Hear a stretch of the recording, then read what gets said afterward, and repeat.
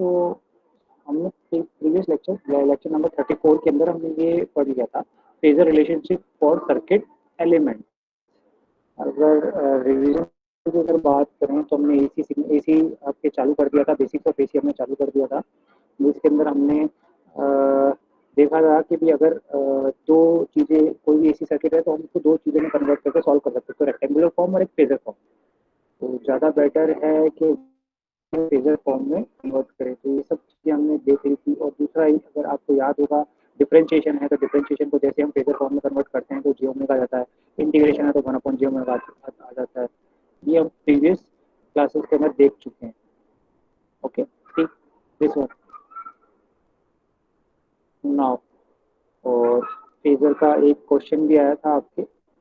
Maximum जितनी practice करोगे, तो मैथमेटिक्स वाला पार्ट है वैसा आपका, जितनी प्रैक्टिस करोगे इसमें उतना जल्दी आपकी एक्यूरेसी बढ़ेगी। नाउ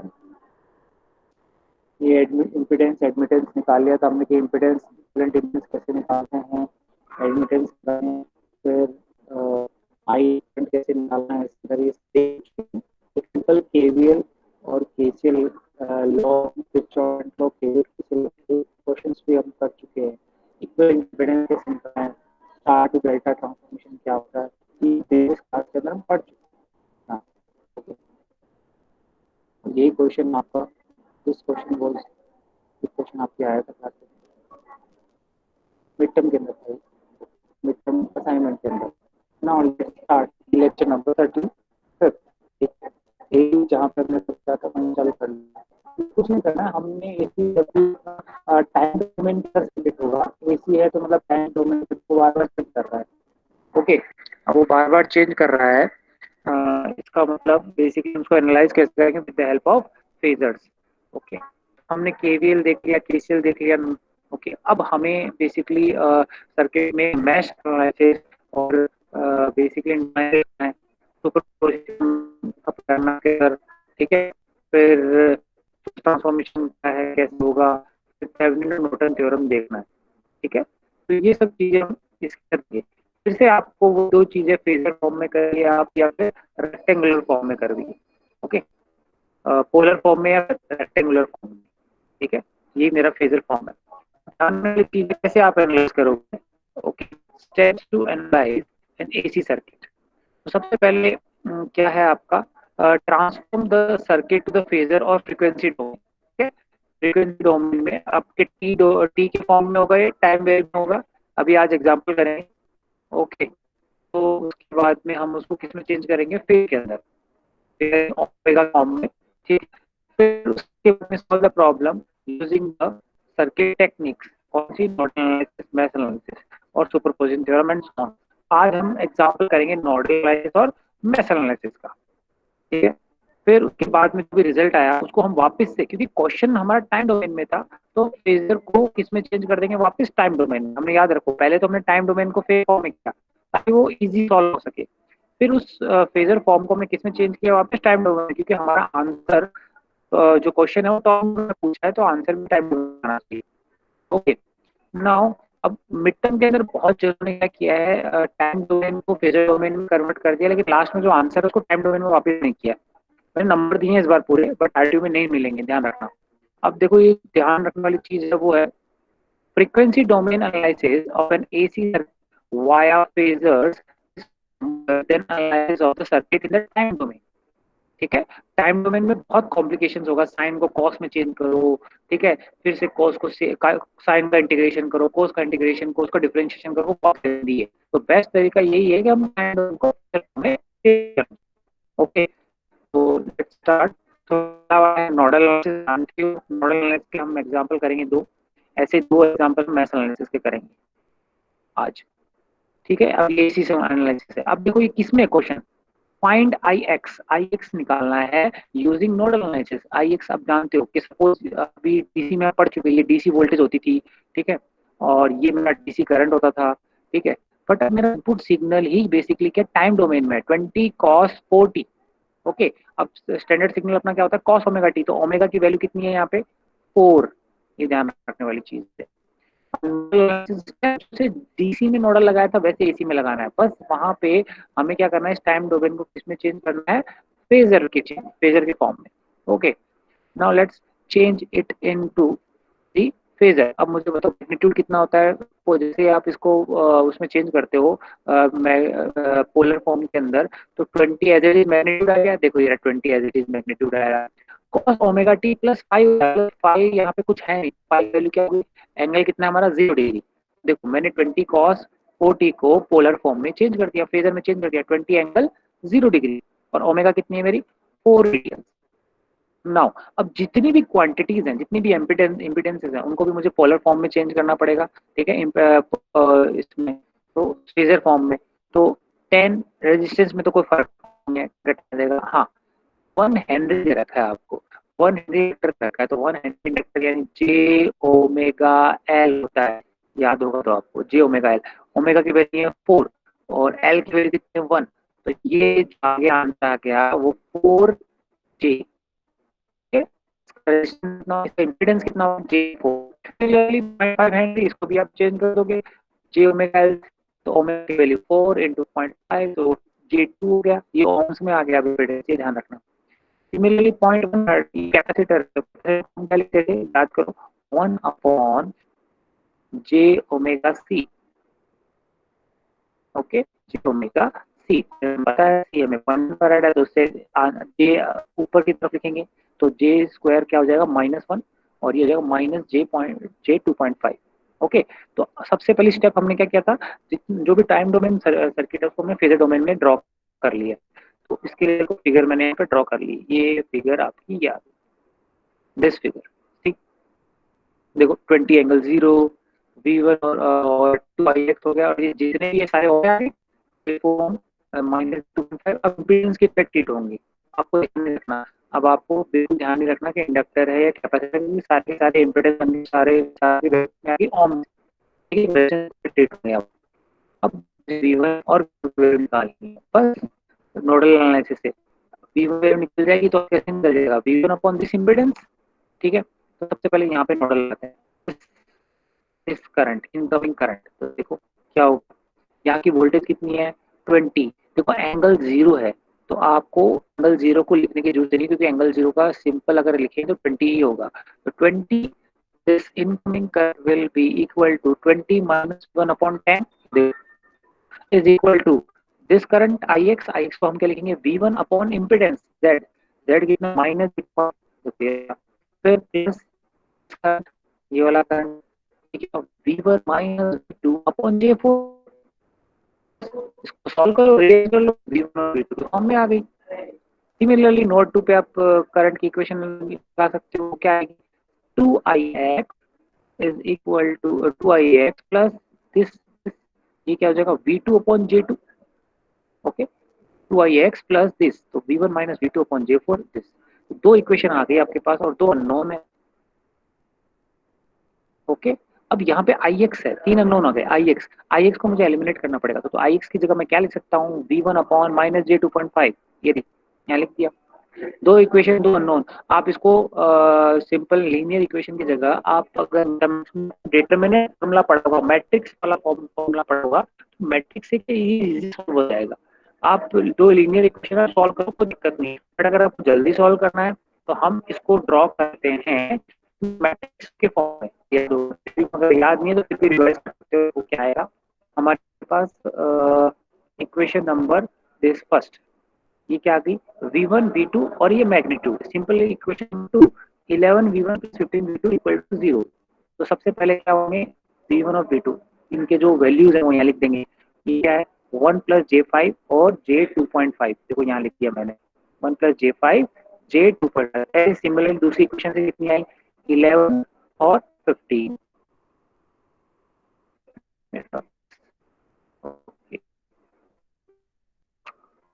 नाउ दिस 15, फिर ये डिटरमिनेंट के अंदर होगी आपकी, फिर उसके बाद V1 two is equal to उसका मैग्नीट्यूड जो भी आपके राइट हैंड साइड पे था, यहाँ पे क्या था 20 और यहाँ पे क्या है 0। ये आप पढ़ चुके हो मैथमेटिक्स के अंदर। दो इक्वेशन को हम इस आपके मैट्रिक्स के फॉर्म में लिख सकते हैं ऐसे। अब मुझे V1 और V2 की निकालनी है, तो सबसे पहले हम क्या निकालेंगे, पहले तो इसका डिटरमिनेंट निकालेंगे। इसका डिटर्मिनेंट ये रहा। इसका डिटर्मिनेंट कैसे निकालते हो, 1 plus J5 into 15 minus J2.5 11। ठीक है, ये कहाँ से आया, 1 इन दोनों को मल्टीप्लाई करेंगे, इन दोनों को आपस में मल्टीप्लाई करेंगे और माइनस इन दोनों को multiplication, that will be equal to this. अब मुझे V1 निकालना, तो V1 will be equal to, V1 होता है हमारा डेल्टा 1 बाई डेल्टा। डेल्टा क्या है हमारा, डिटर्मिनेंट ऑफ दिस सर्किट। अब डेल्टा 1 कहाँ से निकलेगा, डेल्टा 1 अब आपको क्या निकाल रहे हैं, अगर याद होगा मैं रिवाइज करवा रहा हूँ ताकि आप मैथमेटिक्स में देख सकते हो। V1 मुझे निकालना है, तो V1 के लिए जो पहली ऊपर वाली फर्स्ट रो है, फर्स्ट रो को गायब कर दोगे आप। ठीक है, उसमें क्या किसकी वैल्यू लिख दोगे, दिस, आपके राइट हैंड साइड वाले मैट्रिक्स की 20 और 0 J2.5 एज इट इज। ये कौन सा है, डेल्टा 1, डिटर्मिनेंट 1। और नेक्स्ट V2 के लिए मुझे डेल्टा 2 चाहिए, डिटर्मिनेंट 2 चाहिए, वो कैसे निकलेगा, V2 निकालना है तो इसको हम हटा देंगे, इसको एज इट इज रखेंगे और इसकी वैल्यू रखेंगे 20। तो ये मेरा डिटर्मिनेंट 2 आ गया। V1 क्या होता है, डेल्टा 1 बाई डेल्टा, जैसे V2 क्या होता है, डेल्टा 2 बाई डेल्टा। देखो ये पोलर फॉर्म में और आपके फेजर फॉर्म को आराम से मल्टीप्लिकेशन और डिवीजन करना आसान होता है।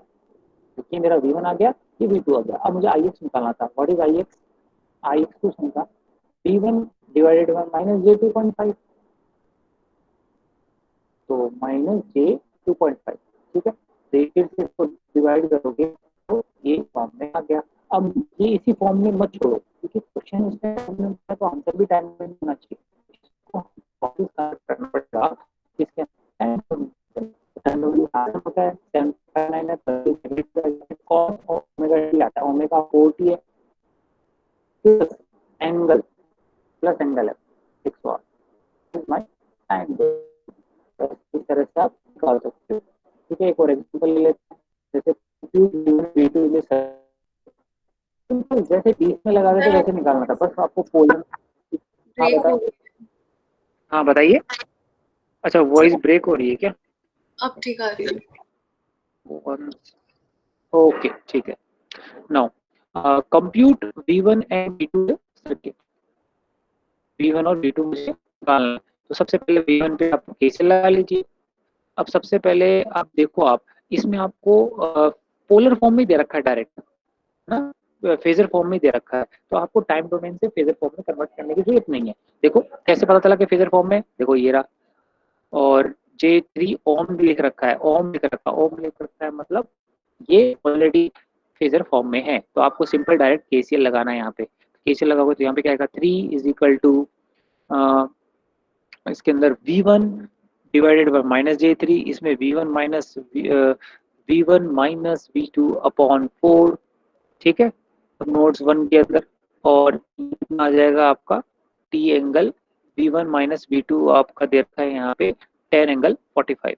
ओके, अब दूसरा देखो, इसमें आप डायरेक्ट पहले पहचानना पड़ेगा, उसमें नोड्स थी, यहाँ पे सुपर नोड भी आप पहचान सकते हैं। देखो नोड 1 और 2 सुपर नोड है यहाँ पे, क्यों, क्योंकि देखो दोनों के बीच में मुझे वोल्टेज गिवन है, यानी एक डायरेक्ट रिलेशनशिप मुझे पता है, V1 minus V2 is 10 angle 45। तो बस आपको ये current is equal to this current और दिस करंट और दिस करंट निकालना है, ये सुपर नोड है। तो इनकमिंग एक सुपर नोड के अंदर, अगर आपको याद होगा, 1 second, let me do this.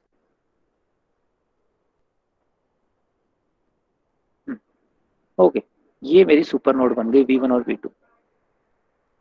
क्यों, क्योंकि मैं इसके अंदर करंट मैं जानता नहीं, तो एक वोल्टेज सोर्स दे रखी, तो इसलिए तो this incoming current will be equal to this current, और इसका इस नोड का बाहर का करंट ये रहा। तो वही इक्वेशन लिखी है, देखो 3 is equal to V1 minus J3, इसका V2 बाई J6 और V2 बाई 12। खत्म, एक इक्वेशन बन गई यहाँ से। और दूसरी इक्वेशन कहाँ से बनेगी, V1 माइनस V2 कितना दे रखा है, 10 एंगल 45। बस ध्यान रखने वाली चीज है, ये वोल्टेज सोर्स है, ये करंट सोर्स है। नाउ देखो ये सुपर नोड यहाँ बना रखी है। ओके, वही सेम चीज लिखी है। V1 माइनस V2 क्या लिख दिया, 10 एंगल 45। अब बस वो एक दूसरे को सिंपल इक्वेशन पता है तो डायरेक्ट सब्स्टिट्यूट कर दो, और उससे आपका V2 की वैल्यू आ जाएगी, ये आ गई। ओके, आपको सॉल्व करना आना चाहिए, पोलर को कैसे, फेजर को कैसे सॉल्व करते हो, प्रैक्टिस से आएगा, ये ध्यान रखना। इजी क्वेश्चंस हैं, अगर डीसी आ गया तो एसी एनालिसिस के अंदर आपको कुछ करना, आपको जो भी क्वेश्चन दे रखा है उसको टाइम डोमेन से फेजर डोमेन में चेंज करके ओके उसमें सॉल्व करना है बस। तो ये हो गया आपका नोडल एनालिसिस। अब मैश एनालिसिस देखो, मैश एनालिसिस में आप लूप करंट लेते थे, इसमें क्या पूछा है, डिटरमाइन आई नॉट इसकी वैल्यू पूछी है यूजिंग मैश एनालिसिस।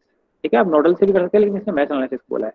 तो देखो 3 लूप्स बन रहे हैं, कोई सुपर मैश तो बन ही नहीं रही। ठीक है, 3 लूप बन रहे हैं, I1 I2 और I3। तो सबसे, और दूसरा पहले तो ये बताओ मुझे, ये पोलर फॉर्म फेजर फॉर्म में ऑलरेडी है, देखो सबके आगे ओम दे रखा है। ठीक है, अगर ये माइन यहाँ पे अगर ये दे रखा होता तो कैपेसिटर यानी 0.1 फराड दे रखा होता, तो मतलब ये आपको इसको कन्वर्ट करना है, ये ओम ऑलरेडी दे रखा है, ये भी आपका पोलर फॉर्म में, फेजर फॉर्म में। ठीक है, तो सबसे पहले हम I3 केवीएल मैश I1 इसमें लिखते हैं। इसमें क्या आएगा, 8 plus J10 minus J2 I1, और ये I3 उल्टा जा रहा है तो माइनस J10 I3 हो जाएगा, और I2 इधर उल्टा जा रहा है तो माइनस J2 I1 हो जाएगा। Equation simple. Similarly for mesh two के लिए भी ये आप लिख दोगे, ये सिंपल है आपके। ठीक है, और मैश 3 अगर आप देखोगे, आई थ्री में देख रहे हो, आपको लिखने की जरूरत नहीं है, I3 आपने इसे माना है तो I3 की वैल्यू आपको पता है, ये रही 5 ∠0। ओके, 5 ∠0 क्योंकि सीरीज में करंट यही फ्लो करेगा। I3 की वैल्यू आपको 5 ∠0, यानी आपको सिर्फ अननोन है आपके पास, I1 और I2।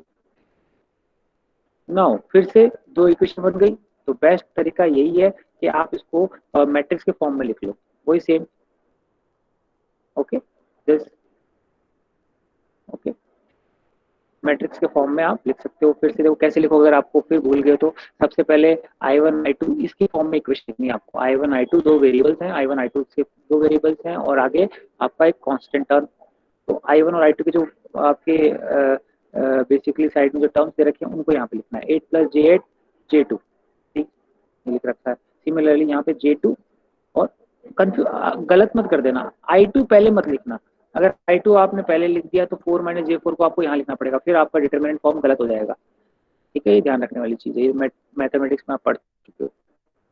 Now this is J50 upon J minus 20 J minus 30, क्या होता है, माइनस 30। इसे डिटरमिनेंट निकाल लोगे, कैसे निकालोगे, 8 plus J8 into 4 minus J4 minus J2 into J2। ठीक है, तो वो कुछ यहाँ से आ जाएगा 68 आ गया, डेल्टा की वैल्यू, डिटरमिनेंट की वैल्यू 68। अब मुझे डेल्टा 1 निकालना है और डेल्टा 2। अब दूसरा देखो, डेल्टा 1 निकालने की जरूरत नहीं है, आपको क्वेश्चन में क्या पूछा, आई नोट की वैल्यू पूछी है, आई नोट की वैल्यू। अब आप देख सकते हो इस क्वेश्चन में आई नोट की वैल्यू क्या है, माइनस ऑफ I2 है, दिख रहा है आपको यहाँ से। तो I1 की जगह आप I2 निकालना है, तो I2 के लिए कैसे निकलेगा, I2 होता है डेल्टा 2 डेल्टा, तो डेल्टा तो आप निकाल चुके, डेल्टा के लिए आप क्या, डेल्टा 2 के लिए ध्यान रखना, इसको हटा देते हो, ये एज इट इज रखते हो, जो सेकंड टर्म है इसको हटा के क्या रख देते हो, J50 माइनस J30 लिख रखा मैंने यहाँ पे। ओके, बस इसको सॉल्व करो, दैट विल बी 416.17। ओके, ये आ गया, इन दोनों को डिवाइड करो तो ये आपका पास I2 आ गया। और अब आप जानते हो आई नोट क्या है, माइनस ऑफ I2 है। आई नोट क्या है मेरा, माइनस ऑफ I2, तो ये क्या बन जाएगा। अब देखो बाहर मैग्नीट्यूड के अंदर आप नेगेटिव मत लिखो भाई, बहुत जनों ने, मतलब एक स्टैट के अंदर बहुत जनों ने क्या लिख रखा है, जो आंसर था वो ऐसा कुछ था मिड टर्म के अंदर, सपोज 3 मैग्नीट्यूड था और उसका angle minus 105, okay, minus 0 degree. अब भाई लोगों ने, आपने स्टूडेंट्स मैक्सिमम स्टूडेंट ने क्या कर रखा है, इसको लिख रखा है माइनस एंगल 105, ये गलत है। मैग्नीट्यूड नेगेटिव नहीं हो सकता, मैग्नीट्यूड आपका बेसिकली एक लेंथ, इतना लेंथ का है वो बताता है, और ये एंगल बताता है कि नीचे की तरफ डायरेक्शन है या ऊपर की तरफ है डायरेक्शन। तो ये ध्यान रखना है। देखो यहाँ पे 6.2 हो गया, अब माइनस, आप इसको तो आंसर आप क्या लिख दोगे, माइनस 6.12 माइनस 35.2, नहीं ये माइनस है तो इसको माइनस का मतलब सॉल्व करना है, ये क्लॉकवाइज एंटी क्लॉकवाइज करोगे 180 से माइनस करोगे 35 को तो 134 आएगा। ध्यान दीजिए, आपको कुछ नहीं करना, माइनस है मतलब जो भी टर्म है इसके अंदर 180 ऐड कर दो, बस और कुछ नहीं करना। ओके, ध्यान रखने वाली चीज है बस, मैग्नीट्यूड चेंज नहीं होगा। Now sir now next super mesh का क्वेश्चन ले लेते हैं। सर हाँ बताइए। सर ये जो हम हाँ बताओ। हाँ रेक्टेंगुलर बताओ। टू पोलर फॉर्म चेंज करते हैं ना, तो इसमें हम्म। ऐसे करते हैं कि पहले आर निकालो, मतलब इसका मैग्नीट्यूड रूट ओवर दिस का होल स्क्वायर प्लस, या फिर वो डायरेक्ट देखो कैलकुलेटर से देखो जैसे, नहीं पोल कैलकुलेटर से भी फंक्शन कर वाला। सकते हो आप, दिक्कत नहीं, अगर कैलकुलेटर में, हाँ हाँ हाँ, बस वो आप उतना क्यों करोगे, जब कैलकुलेटर में इस्तेमाल करोगे हमें अलाउ है आपको, है ना। मतलब आप ये एडिशन कर रहे हो ना, और ये डिवीजन कर रहे हो, ये डायरेक्ट कैलकुलेटर के अंदर करने की कोशिश करो। वो पता कब से आएगा, उसकी एक्यूरेसी तभी हो पाएगी जब आप बहुत ज्यादा प्रैक्टिस करोगे, क्योंकि आपको उसकी आदत नहीं है, ठीक है ना। आपको प्रैक्टिस कैसे करनी है, सॉल्व क्वेश्चन मैंने आप दे दिया, और आप इसको क्वेश्चन को इसको कैलकुलेटर से करो, फिर देखो कि क्या आंसर आ रहा है, किसके फॉर्म में, वही पोल और रैक वाला सिग्नल उसके अंदर है। Yes. Okay, now this solve for V naught in this, ये वी नॉट की वैल्यू करनी है यूजिंग बैच एनालिसिस। तो देखो एक तो ये बढ़ गया भाई, एक लूप ये हो गया, और एक ये सुपर मैश बन गया, बड़ा लूप बन जाएगा, क्योंकि बीच में करंट सोर्स कॉमन होती है तो सुपर मैश बन जाती है। तो देखो कि मैंने सर्किट रिड्रॉ किया है, I1 I2 और ये सुपर मैश, इसमें मैंने I3 माना है नोड, और इसमें I4 माना है, मैश बन गई, इसमें मुझे दो केस इक्वेशन, केवीएल इक्वेशन लिखने की जरूरत नहीं। ओके, तो सबसे पहले अगर हम इसमें लिखें, फर्स्ट केवीएल वन जाएगा -10 plus 8 I1 minus I3, I1 इधर जा रहा है, इस डायरेक्शन जा रहा है, I3 इस तरफ जा रहा है, ऐसे लिख सकते हो आप। दूसरा इधर चलोगे तो क्या आएगा, डायरेक्ट लिखो -j2 ओम I1 माइनस I2, तो ये पहली इक्वेशन बन गई। I1 और I2 के फॉर्म में इसको लिख दो आप as it is. Okay, now इसको रीअरेंज किया मैंने, रीअरेंज करते ही ये आ गया ऐसा, इस फॉर्म में लिखो, डिटर्मिनेंट फॉर्म बहुत, मैट्रिक्स फॉर्म बहुत सही रहता है। नाउ नेक्स्ट I2, देखो I2 आपने ऐसा माना है, तो I3 को भी डायरेक्शन, तो I2 की डायरेक्ट आपको -I3 मिलेगी। ये दूसरा, आप सुपर मैश में अगर यहाँ से चलेंगे तो क्या आएगा आपका -j4 I3, फिर आप यहाँ गए, फिर यहाँ पे आए तो बेसिकली क्या आया 6 I4, फिर यहाँ पे आए तो क्या आएगा j5 I4 माइनस I2, फिर आप यहाँ आए तो 8 I3 माइनस I1, तो वो आपकी इक्वेशन नंबर थर्ड बन गई। तो तीन इक्वेशन, तीन अननोन, तो आप निकाल लो। अब मुझे क्या निकालना था, वी नोट निकालना था, तो वी नोट क्या होगा, this impedance this impedance into current, तो करंट इसमें प्लस माइनस पूछा है, यानी करंट का डायरेक्ट एस माइनस पॉजिटिव आएगा, ध्यान रखने वाली चीज है। करंट अगर नीचे ऐसा माना है तो I1 नीचे जा रहा है, तो I1 माइनस I2 होगा इस डायरेक्शन के अंदर। आपने अगर उल्टा मान लिया, ध्यान रखना, उल्टा मान लिया तो ये माइनस वी नॉट बन गया, कंफ्यूज। ये इम्पिडेंस के अक्रॉस जो करंट फ्लो होता है वो प्लस टू माइनस होता है, तो प्लस टू माइनस मतलब करंट नीचे की तरफ जा रहा होगा, तो I1 माइनस I2 जो भी आया आपका देखते हैं। नाउ कंबाइनिंग इक्वेशन नंबर, अब भाई I2 मुझे पता है, तो I2 आप सीधी सी बात है, इसको दो I2 की वैल्यू मुझे पता है, तो I2 की वैल्यू आप इक्वेशन नंबर 1 में भी पुट कर दो और थर्ड इक्वेशन में भी पुट कर सकते हो आप आराम से, पुट कर दो, तो आपके पास इक्वेशन रिड्यूस हो जाएगी दो के अंदर। ओके, दो इक्वेशन के अंदर रिड्यूस हो गई। अब दो इक्वेशन रिड्यूस हो गई तो आपको सीधा इसको मैट्रिक्स में कर लो।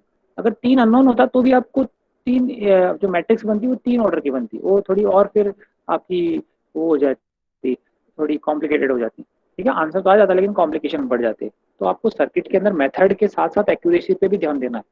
जैसे मैंने अभी आपको मिड टर्म्स के अंदर है ना असाइन स्टेप मार्किंग करी है, ठीक है, स्टेप मार्किंग करी है तभी आपके थोड़े बहुत नंबर बढ़े।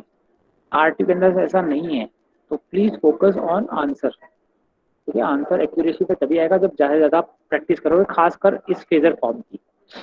फिर से वही डेल्टा निकाल लिया हमने, डेल्टा यहाँ से आ गया। मुझे I1 निकालने के लिए क्या करोगे, इसको एज इट इज रख, इसको इसकी जगह आप क्या पुट कर दोगे, 10 प्लस जे6 और -24 माइनस J35 यहाँ पुट कर दोगे, और यहाँ पे ये वैल्यू पुट कर दोगे, तो ये आपका डेल्टा 1 आ गया। सिमिलरली आप डेल्टा 2 भी निकाल सकते हो, लेकिन अब मुझे डेल्टा वन आ जाएगा किससे, ओके, पर डेल्टा और I3 निकालने की जरूरत ही नहीं है। I3 ध्यान रखने वाली चीज है, I3 क्यों निकालूंगा, मुझे मुझे सिर्फ वी नोट निकालना है, तो वी नोट के लिए मुझे I1 और I2 चाहिए। और I2 की वैल्यू मुझे पता है -3 एम्पियर। ओके, और I1 हम निकालेंगे तो मैं डेल्टा 1 से निकल जाएगा I1। डेल्टा 2 क्यों निकालूंगा, तो डेल्टा 1 आपका यहाँ से निकल जाएगा। इसको एज इट इज रखूंगा, इसकी जगह ये वैल्यू पुट कर दिया डेल्टा 1 के लिए, और इसके लिए second row as it is रह जाएगी, कॉलम सॉरी। इसका ये मैग्नीट्यूड आ जाएगा I1 डेल्टा 1 अपॉन डेल्टा आ जाएगा, और ये आपका आ गया पोलर फॉर्म के अंदर फेजर। फिर V नोट क्या होता है, देखो मैंने आपको बताया, V नोट होता है Z माइनस J2 है ऑलरेडी, ध्यान रखने वाली चीज है। Z आपका -J2 है, साइन को कहीं भी इम्पोर्टेंट चीज है, -J2 देखो, तो ये आंसर आ गया आपका इस फॉर्म पे।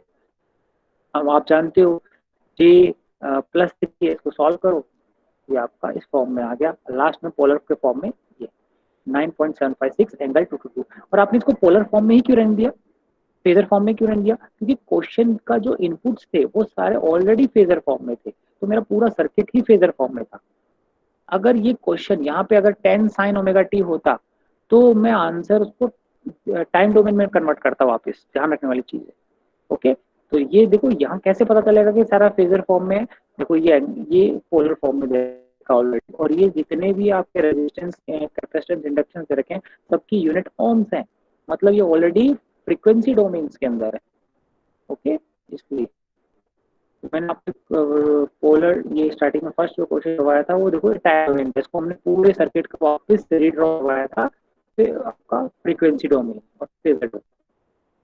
ठीक, तो ये एग्जांपल हो गए, देखो सिंपल डीसी की तरह जैसे हमने किया था, नोडल वगैरह मैथ सब थ्योरम्स वगैरह वैसे ही लगेंगे, बस आपको प्रैक्टिस की जरूरत है एक्स्ट्रा, यहाँ पे कोई नया कॉन्सेप्ट नहीं। ठीक है, नेक्स्ट क्लास में हम इसको खत्म कर देंगे, नेक्स्ट क्लास में हम सुपरपोजिशन और थेवेनिन थ्योरम की इसके एग्जांपल कर लेंगे। ओके, तो ये आपका साइनसोइडल स्टेट एनालिसिस है एक एसी की, है ना, बेसिक्स ऑफ एसी के अंदर। Okay, let me stop the recording, फिर आपको कोई डाउट है तो मुझसे पूछना।